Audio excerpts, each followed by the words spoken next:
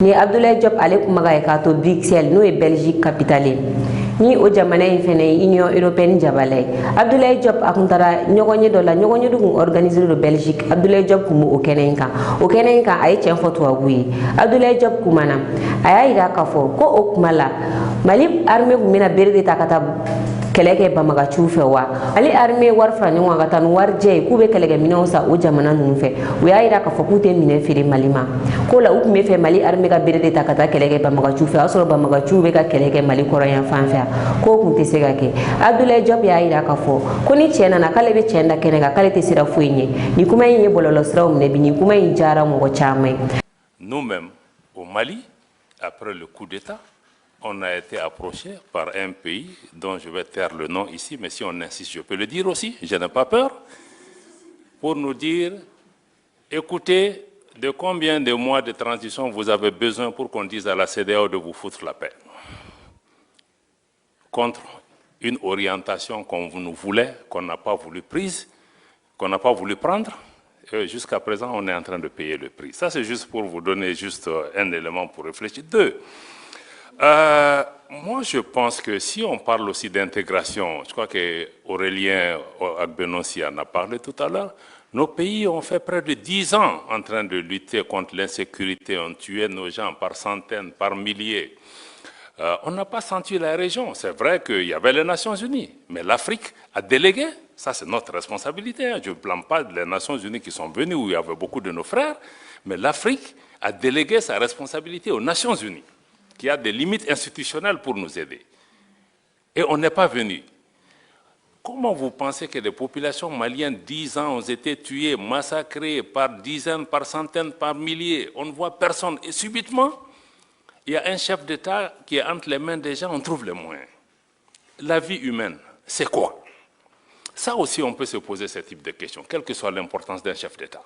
Est-ce que ces populations qui ont été tuées méritaient d'être tuées ou leur vie humaine ne vaut rien?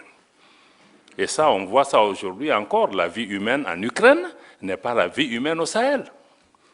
Là encore, je vais mettre en cause nos amis de l'Union européenne, tes anciens amis, où quand on se battait, on a négocié, vous et moi, avec d'autres de vos collègues pendant des années au Sahel. Il y avait la mission européenne de formation, il y avait ECAP, il y avait des militaires européens. On dit, aidez-nous, ils étaient en train de former nos gens, ils investissent des centaines de millions d'euros. On a dit ce que nous voulons, c'est train and équipe, former et équiper les gens. Mais les militaires maliens qui étaient engagés dans les formations européennes devaient amener leurs propres munitions. Et on nous a toujours dit que l'Union européenne ne donne pas d'armes létales. Et ce qu'on donne en Ukraine, ce n'est pas des armes létales. Est-ce que la vie d'un Ukrainien vaut mieux que la vie d'un Sahélien? 2 poids, 2 mesures. Subitement, il y a la guerre en Ukraine, subitement, les armes létales sont autorisées. Et les Sahéliens qui sont morts par milliers, qui a ça sur la conscience de ne pas avoir fait ce qui est nécessaire, et de venir aujourd'hui accuser le Mali de dire oui, mais vous travaillez avec la Russie, vous ne travaillez pas avec moi, etc. Vous me tournez le dos. Quelqu'un a posé la question, ancien partenaire, nouveau partenaire. Ça, je vais vous répondre, madame. Parce que les gens ont l'habitude d'utiliser ça, oui, pourquoi laisser un ancien maître pour un nouveau? Mais ça, je crois qu'il faut même sortir de la décolonisation mentale, parce que la Russie n'a colonisé aucun pays. Il ne faut pas comparer des choses qui ne sont pas comparables. On parle d'anciennes puissances coloniales qui ont des habitudes qui ne sont pas parties. Maintenant, nous cherchons la sécurité pour notre pays. On va là où on trouve, puisque les Européens vous dites que vous ne donnez pas d'armes létales. Le Mali, c'est qu'on a avec la Russie, ce n'est pas des prêts, ce n'est pas des dons, on achète. Ils nous vendent. On est parti avec les Européens, avec les Américains, on dit qu'on achète, ils disent qu'ils ne vendent pas. Mais vous voulez que je lutte contre Al-Qaïda, l'État islamique, avec des bâtons? Et subitement, en Ukraine, vous vous êtes rendu compte qu'il leur faut des armes pour se battre. Donc je pense que quand on fait ce genre de comparaison aussi, il faut qu'on se dise, non, nous on n'est pas dans ça. Avec chaque partenaire, on cherche ceux qui peuvent résoudre pour le moment donné. Si c'est la Russie qui peut m'aider sur le plan militaire, je ferai. Si demain, c'est les Américains qui font mon affaire sur le plan économique, je ferai. Si c'est demain les Turcs qui peuvent... Donc moi je pense qu'il faut que les gens comprennent que nous sommes dans ce schéma. Parce que quand le Mali a voulu choisir, on nous a dit que non, vous ne pouvez pas choisir. On dit aux gens, non, tu viens dans ma maison, mais tu me dis que moi je vais dormir dans telle chambre, tu chasses ta femme et ton voisin ne viendra pas chez toi. On était dans ce type de situation. Quelqu'un dit oui, la souveraineté, on en a parlé pendant des années. Ce n'est pas un concept nouveau. Mais ce n'est pas un concept nouveau parce que l'Afrique francophone n'a pas grandi, elle est restée adolescente. Elle n'a jamais été décolonisée. Pourquoi on a 6 coups d'État dans des pays francophones et pas dans des pays anglophones? Ça, ce sont des questions de fond qu'on doit répondre. C'est pourquoi nos pays en sont. C'est une honte pour nous que 60 ans après les indépendances, on parle même de souveraineté. Parce qu'on ne l'a pas. Ni monétaire, ni économique, ni politique. Donc je crois que ça, il faut vraiment intégrer ces éléments dans l'élément. Je crois que tu as parlé aussi de crédibilité, c'est ça. Quand on dit au pays démocratie, ceci, mais nous voulons tous la démocratie. Le Mali a été un modèle de démocratie avant de tomber là où nous sommes tombés. Mais il faut aussi regarder les choses dans l'ordre. Mais vous disiez, bon, les pays où il y a eu le coup d'État, on parle de qui? On parle de Niger, du Mali et du Burkina comme s'il y a eu des coups d'État que chez nous. Mais les autres là, il s'est passé quoi? Pourquoi personne ne s'interroge? Pourquoi personne ne s'interroge l'absence d'élection en Ukraine? Pourquoi? Grande question encore. 2 poids, 2 mesures. Donc je vais revenir un peu, tu as raison, l'industrialisation, la transformation, c'est la clé.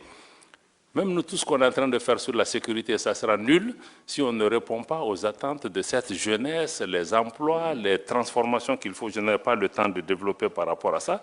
Aurélien l'a dit, si on veut parler encore de double standard, je l'ai dit encore au déjeuner avec les gens, j'ai dit, mais on a des organisations où, quand les chefs d'État sont assis, on ne leur dit rien. Ils font tout ce qu'ils veulent. Mais quand il y a un nouveau qui a fait un coup d'État, on s'abat sur lui avec toutes les armes. Mais ceux qui sont là, souvent aussi, qui créent des conditions pour qu'il y ait même des coups d'État et des troubles chez eux. Mais il faut que les chefs d'État qui sont en face de leur père aient le courage, souvent, de leur parler. Parce qu'on ferme les yeux jusqu'à ce qu'un militaire vienne tomber dans la sauce, et puis on se réveille subitement. Donc c'est ça le problème. Donc il y a des coups d'État aussi institutionnels. Il l'a dit, il ne faut pas avoir peur du mot. Donc d'autres font avec les armes, d'autres sont très rodés dans d'autres types de façons de faire. Les deux conduisent souvent au même type de problème. Donc il faut qu'on ait le courage de regarder ces questions. Et je pense qu'il faut aussi écouter la jeunesse, il l'a dit. L'Afrique est en train de changer, même pour nous dirigeants, je crois que la vitesse de transformation de notre jeunesse, nous n'en mesurons pas les conséquences. Et la jeunesse, certains disent que c'est une bombe à retardement. Non, non, non, la bombe est déjà partie il y a longtemps. La preuve, si vous voyez si on ne s'occupe pas de notre jeunesse, elle va s'occuper de nous. Elle est en train de le faire. Dans les groupes terroristes, c'est qui? Ce sont les jeunes. Les présidents qui sont renversés, qui sont devant, ce sont les jeunes. Les routes de la migration, ce sont les jeunes. Donc ne considérons pas que les jeunes, c'est un problème de demain. Il est déjà enclenché et on va en subir les conséquences un peu partout. Et aussi, l'opposition CEDEAO-AES. Je pense que c'est une création. Moi, je trouve même que c'est une création de certains responsables de la CEDEAO. Parce que quand nous, on a créé l'Alliance des États du Sahel, la charte du Liptako-Gourma le 16 septembre 2023, vous allez lire le préambule, il réitère l'attachement des 3 pays à la charte des Nations Unies, à l'acte constitutif de l'Union africaine et au traité de la CEDEAO. Pourtant, les 2 sommets de la CEDEAO qui ont suivi, ils ont dit non, non, non, ces gens, ils veulent casser l'intégration, ils ne veulent pas de ceci, ils ne veulent pas de cela, c'est une organisation fantôme. Donc, on a créé un antagonisme qui n'avait pas lieu d'être. Parce que pour des pays qui veulent casser l'intégration, on n'avait pas besoin de citer la CEDEAO, on allait juste prendre notre chemin. Donc, moi, je pense que c'est quelque chose qui a été fait et qui nous a amené un peu dans des erreurs jusque là où nous en sommes aujourd'hui. Les sanctions aussi, il faut revenir à ça. Je crois que quelqu'un en a parlé ici. Pourquoi les sanctions n'ont pas marché? Ça n'a pas marché parce que l'objectif des sanctions dures qu'on a vues, fermeture des frontières, des banques, etc., et privation des denrées de première, l'objectif c'était de faire tomber les nouveaux régimes en faisant de la population des boucliers humains que la population va descendre dans les rues. Je connais des chefs d'État qui ont dit dans les sommets que vous mettez une sanction comme on a fait au Niger, je vous donne ces 2 semaines maximum, ça va s'écrouler. Ça ne s'est pas produit. Donc moi je pense qu'il faut, quelqu'un l'a dit, sanction aussi ne veut pas dire ostracisme. Quand on sanctionne, il faut un engagement. On peut être exclu d'une organisation, mais ça ne veut pas dire qu'on ne doit pas parler.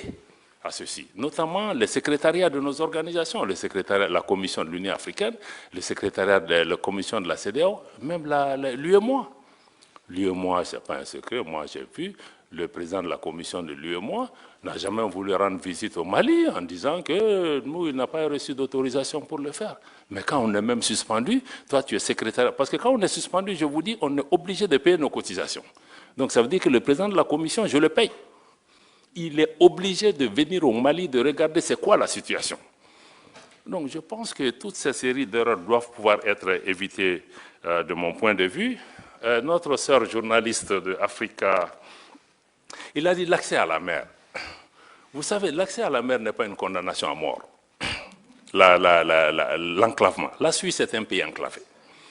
Deuxièmement, nos pays ont vécu des années après les indépendances, avant la création de ces organisations. Nous avons des modalités, nous avons même des modalités bien avant ça. Donc, quels que soient les cas de figure, je crois que ce soit sur le plan bilatéral, que ce soit entre l'AES et la CEDEAO, on va devoir trouver des modalités, c'est ce que j'appelle des modalités de vivre en commun. Comment les gens vont aller et venir, comment on va sécuriser, comment on va se marier, comment on va faire ceci, ça. Donc, je pense que ça, on ne peut pas nous faire peur avec ça. Deuxième élément. Si un pays côtier peut te taper la poitrine, c'est parce que tu as des pays enclavés en face, qui sont tes clients. Parce qu'autrefois, nous, on pensait que c'est le Mali qui dépendait des pays côtiers, mais aujourd'hui, tous les pays où il y a des ports, ils sont tous à Bamako représentés en compétition. Parce que je peux décider d'utiliser Cotonou, si Cotonou me fatigue, je vais aller à Dakar, et ils me font. Donc, moi, je pense qu'être enclavé aussi, bon, c'est une contrainte physique, mais ce n'est pas une condamnation à mort. Les pays qui ont investi des milliards de dollars, qui se sont endettés pour renforcer les capacités de leurs ports, mais si nous, on n'utilise pas leurs ports, ils vont aller où? Donc, quelque part, on va devoir s'asseoir avec lucidité, pragmatisme et trouver des solutions. Donc, moi, je crois que ceux qui disent aussi qu'on va venir, nous, je pense que notre président était très clair l'autre jour, il a dit que nous, on a pris un chemin de non-retour, il faut que les gens intègrent, mais je crois que les gens ne prennent pas encore au sérieux, il faut qu'ils le fassent. Mais posez-vous la question, et s'ils ne reviennent pas? Quelle est la réponse? Donc, je crois que prenons les deux options et disons-nous, on est tous des hommes politiques, je crois que toutes les options peuvent être possibles, mais posons-nous aussi l'autre question. D'ailleurs, je pense que notre frère du Maroc l'a indiqué, que bon, il y a d'autres initiatives qui viennent. Le Maroc a mis en place cette initiative royale. Ça veut dire qu'on a la CEDEAO, on a d'autres mécanismes, on a d'autres offres. Comme pour les partenariats, là, je crois qu'il y a plusieurs offres, hein, que personne n'ait l'arrogance de penser que je suis la seule voie. Et après tout, nous sommes des pays qui ont existé avant ces organisations. Et donc, je pense qu'il faut que nous intégrions vraiment ces éléments. Madame la journaliste qui est au fond, je pense que je ne vais peut-être pas vous répondre parce que le frère qui est là, qui parle au nom de la société civile, a certainement pris en charge une bonne partie de la question. Mais souvent, on peut juste vous demander où est-ce que vous étiez quand les Maliens mouraient par centaines de milliers à Tombouctou, à Gao, à Kidal, hein, et dans la région de Mopti. Personne ne leur venait au secours. Est-ce que vous êtes interrogé comment ces gens mouraient? Est-ce que ces grandes organisations se sont occupées de ça? Donc je pense que nous considérons que nous sommes vraiment, nous passons des difficultés. Personne n'a dit qu'on veut installer des dictatures militaires, etc. Mais on a dit qu'on est en train de construire un État, de créer des conditions pour un retour à l'ordre constitutionnel apaisé et sécurisé. Mais on est dans un contexte aussi géopolitique extrêmement tendu où des forces travaillent au quotidien pour nous renverser, pour créer des problèmes dans nos pays, y compris en utilisant la presse, la société civile. Au quotidien, le Mali est en train de démonter des tentatives de déstabilisation. C'est quotidien. Et je n'invente pas la chose par rapport à ça. Donc, en résumé, vraiment, c'est dire que nous, l'initiative de l'AES, c'est que vraiment nous voulons compter sur nous-mêmes pour nous en sortir. Ça ne veut pas dire qu'on n'a pas besoin des autres, ça ne veut pas dire qu'on ne veut pas faire de partenariat, mais on est sorti du paradigme où on pensait que c'est l'ancienne puissance coloniale, c'est X, Y, s'il ne me vient pas en aide, je vais mourir.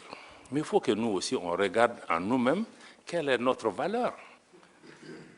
Parce qu'on nous a mis dans la tête qu'on est pauvre et nous-mêmes, on est convaincus qu'on est pauvre. Et ceux qui nous disent qu'on est pauvre, ils sont chez nous, même si on les chasse, ils ne vont pas. Donc, quelque part, il faut que nous-mêmes, on change notre regard sur nous-mêmes. Peut-être qu'on n'a pas tout, mais si on changeait la façon de faire, les règles du jeu, si on arrivait ne serait-ce qu'à transformer certaines choses, mais on peut créer des valeurs, ces valeurs peuvent profiter aussi à d'autres. Donc, l'AES, nous voulons pouvoir regarder un peu chez nous. On sait que ça sera dur, très dur. Parce que si tu veux compter sur toi, il y a un prix à payer. Et tous les jours, on nous fait payer. Il y a même une guerre économique aujourd'hui contre nos pays, pour juste montrer que l'exemple, l'expérience ne va pas réussir. Bon, moi je parie aussi que c'est à nous. La réussite ou pas de l'AES ou de toute tentative en Afrique, c'est entre les mains des Africains. C'est à nous. Donc je ne fais pas de promesses aux gens que ça va réussir, ça ne va pas réussir, c'est à nous. Si on décide qu'il nous faut nous unir, il faut nous réveiller, il nous faut serrer la ceinture, bon, ça va réussir. Mais si on pense que c'est Paris, Washington ou Bruxelles qui va décider de notre sort, bon, naturellement, on peut attendre encore. Voilà. Merci beaucoup, merci pour le standing, la clarté et la détermination. Monsieur le ministre. Oui, alors je ne vais pas ajouter beaucoup d'éléments, je vais juste revenir sur quelques observations qui ont été faites par Monsieur Frassa concernant l'APF. Je pense que vous avez mentionné le fait qu'il n'y avait pas de répondants dans les pays où il y a eu les coups d'État. Vous avez aussi mentionné la question du comité interparlementaire G5 Sahel. J'ai eu la chance de travailler dans les parlements et j'ai vu un peu comment l'APF a fonctionné au Burkina pendant la première transition. Et maintenant, je ne dirais pas qu'il n'y a pas de répondants. Il y a des sections, peut-être qui n'ont pas été approchées par l'APF. Et le comité interparlementaire dont vous parlez, j'ai eu le privilège d'écrire le draft des premiers documents qui ont créé et d'en être le secrétaire exécutif. C'est moi qui ai installé le secrétariat à Niamey. Et je peux vous dire à quel point c'était très, très, très difficile nos rapports avec certains partenaires. Cette institution a pu vivre grâce au seul Parlement qui l'ont créé. Donc, à ce niveau, nous avons vu les limites de la solidarité refusée et de l'OIF et de l'APF à côté du comité interparlementaire, et je sais de quoi je parle. Donc à ce niveau, je crois qu'il n'y a pas d'amalgame. Hein. Les pays ont des répondants, peut-être que l'APF n'a pas fait de démarches pour les approcher, sinon les sections existent bel et bien. C'est juste un rectificatif que je voulais apporter. Pour revenir à la question de mon frère du Sénégal, c'est normal, les divorces, c'est toujours douloureux, y compris pour celle qui part ou celui qui part, que pour celui qu'on a quitté. Et nous sommes probablement dans cette dynamique avec la CEDEAO, mais il faut comprendre que la dynamique qui a été enclenchée dans le cadre de l'AES, c'est beaucoup plus sérieux que ça. Ce n'est pas le fait d'avoir une histoire commune qui peut constituer l'argument clé pour revenir à une institution qui elle-même est en train de s'effondrer, qui n'existe presque pas. La CEDEAO, je suis désolé, est sortie de sa trajectoire depuis longtemps. C'est une communauté d'intégration économique. Elle n'est pas créée pour s'occuper des questions électorales. Ça, c'est venu longtemps après, vous le savez mieux que moi. Aujourd'hui, c'est devenu la matière première. Alors, il y a beaucoup de documentation sur ce qui concerne les élections, mais très peu sur la santé économique de l'espace. Et ça, je suis désolé. Tant que ça restera dans cette trajectoire, je ne pense pas que nous puissions avoir notre compte là-dedans. Et on l'a expérimenté, cette solidarité étant à l'intérieur de la CEDEAO, pour comprendre qu'il est plus difficile pour un pays qui est en guerre de s'équiper que pour un pays qui est en paix. Une simple autorisation d'importation de munitions, ça prenait 6 mois. 6 mois, c'est suffisant pour faire disparaître des villages. On l'a vu, on l'a vécu avec la CEDEAO. Rien ne s'est passé, aucune solidarité. Alors qu'il y avait la possibilité de le faire pour la santé de l'espace CEDEAO. Non pas pour les 3 pays qui étaient l'épicentre de l'insécurité. Donc je pense qu'il y a un travail sérieux à faire. Et ce qui démontre que cette institution est vraiment mal engagée, c'est qu'elle ne se remet même pas elle-même en cause. Tout ce qui s'est passé depuis, les discours sont orientés sur un retour de 3 pays. Mais la CEDEAO doit revoir et faire son mea culpa et se dire, nous sommes une institution qui a trahi les motivations premières qui ont prévalu à sa création en 1975. Et ça, c'est effectif. Donc, je pense qu'il y a des choses à voir à ce niveau. Et pour venir en complément à ce que Diop disait concernant l'enclavement, je ne parlerai plus d'enclavement à partir du moment où nous avons des voies de communication qui nous amènent jusqu'au port et nous avons un espace aérien. Vous savez, les 3 pays, c'est 2 700 000 km². Et ce n'est pas un espace aérien négligeable. Et ces 2 700 000 km², ne voyez pas cela comme une enclave, c'est une passerelle entre ceux qui ont le port et ceux qui sont au nord. C'est aussi une passerelle entre l'Est et l'Ouest. Donc, voir les pays du Sahel comme des pays pauvres, dont la survie dépend seulement de ceux qui ont accès à la mer, c'est une lecture, à mon avis, à moitié.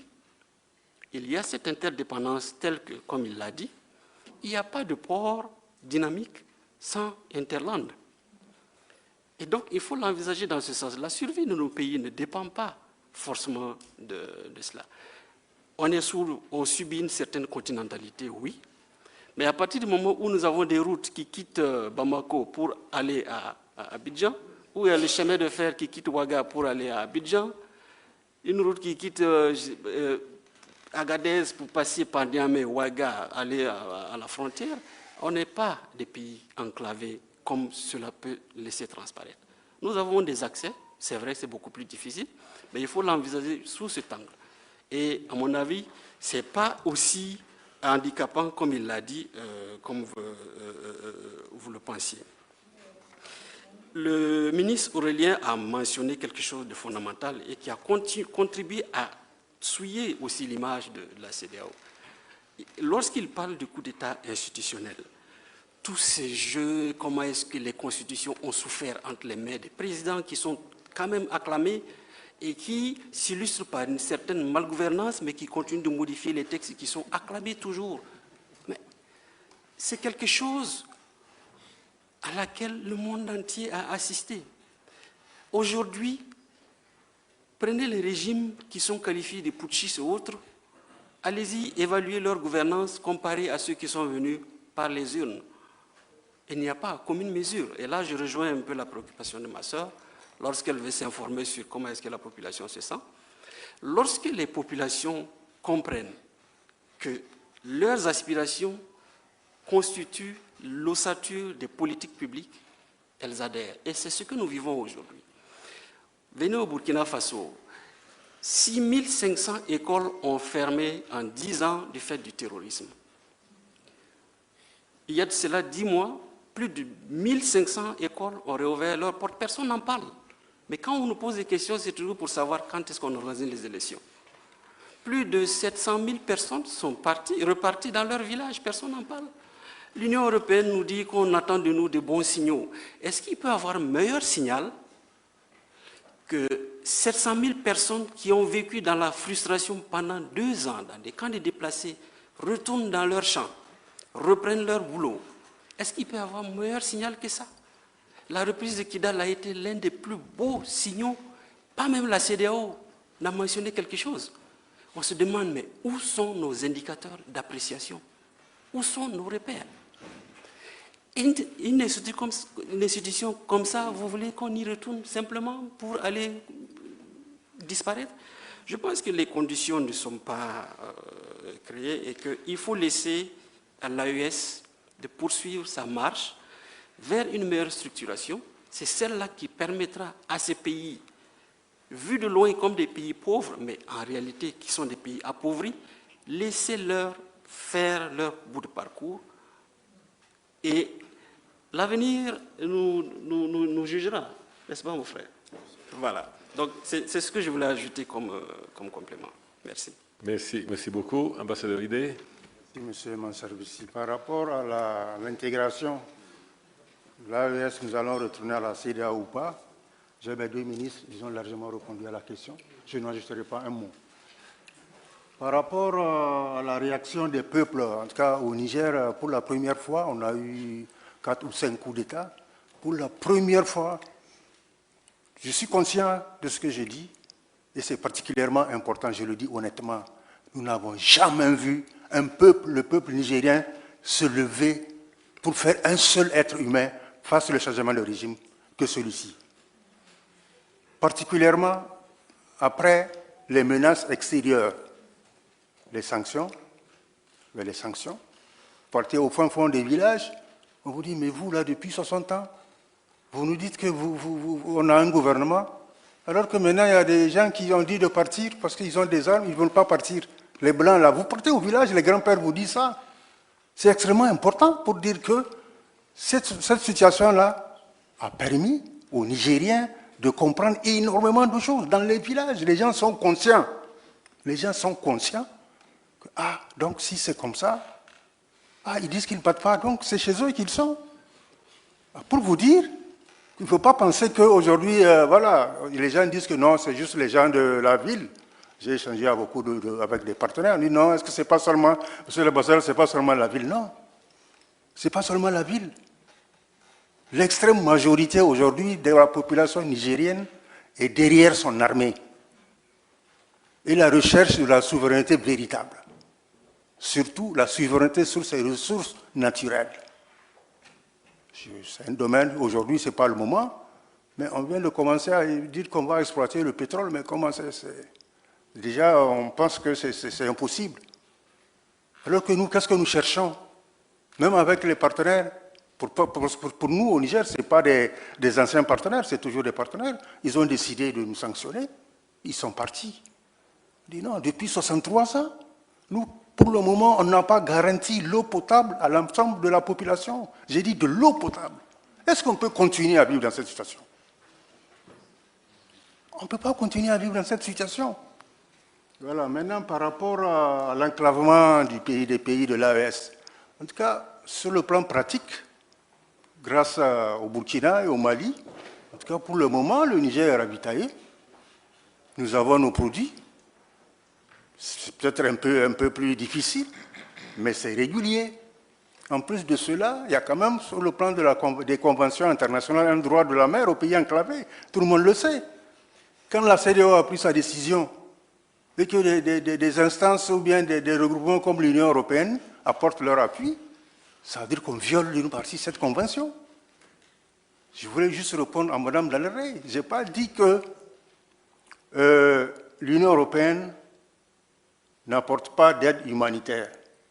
J'ai dit le fait que la CEDEAO a pris des sanctions pour fermer les frontières aériennes et terrestres, empêcher tout ce qui est médicaments et alimentation, est une violation du droit international humanitaire. C'est tout ce que j'ai dit. Voilà, je vous remercie. Merci beaucoup. Je ne sais pas si M. Frassa, Mario, Emmanuel, un mot. Voilà. Bon, rapidement, sur le modèle démocratie que Madame demandait, bien sûr, la réponse était dans la question. Oui, chacun doit pouvoir créer son modèle de démocratie. C'est déjà comme ça, c'est déjà le cas. Même en Europe, nos systèmes démocratiques sont différents. Nous considérons le système institutionnel français pas tout à fait... Oui, différent. Oui. Oui, il a peur. Il a peur de qu'est-ce que je peux dire. Non, trop imposant, trop vertical, non, par exemple. Mais maintenant, le gouvernement italien peut-être va changer cela. Et eux, ils disent qu'il faudrait qu'ils aient, dans le chaos actuel, l'expertise italienne pour faire un gouvernement technique. Vous voyez, c'est comme ça. Mais le problème, c'est pas ça. Le problème, c'est qui peut dire quel est le bon système? Qui peut donner des leçons? Moi, je pense personne ne peut donner des leçons. C'est fini. Si même ça n'a jamais été le cas. Ça, c'est la véritable réponse à votre question. Sur la question des coups d'État, moi, je dirais, on le disait ensemble, les coups d'État d'aujourd'hui sont différents des coups d'État des années 80 ou 70. Il faut déjà dire ça, coups d'État militaires. Hein. Alors, on est contraire à la rupture de l'ordre constitutionnel, comme dit Frassa, le sénateur Frassa très justement. On est toujours contraire. On veut tous la démocratie, comme dit le ministre Diop. Mais il faut aussi regarder les choses du point de vue historique. Les coups d'État d'aujourd'hui ne sont pas les mêmes d'hier. Les coups d'État aujourd'hui, pour dire court, sont provoqués par un besoin de sécurité. Les coups d'État d'hier, c'était une question de pouvoir. Madame, la violence contre les femmes, absolument. C'est vrai toujours et en tout temps. Quand il y a des soldats, une milice étrangère, des contractors, des casques bleus. Nous avons des cas de casques bleus qui ont violé des femmes, casques bleus de l'Europe du Nord. Alors, il ne faut pas utiliser la violence contre les femmes comme, disons, outil politique, mais il faut une véritable politique contre la guerre et contre les violences contre les femmes, même les violences en temps civil. Et c'est un énorme problème que malheureusement nous trouvons tous responsables. Là où il y a une armée, qu'elle soit privée, qu'elle soit institutionnelle, qu'elle soit même casque bleu, il y a problème. Hein. Il y a toujours problème. Et finalement, qu'est-ce que je voulais dire encore? Non, et donc la privatisation de la violence dont je faisais allusion avant, c'est ma préoccupation aujourd'hui. Les États qui se délitent et qui se cassent.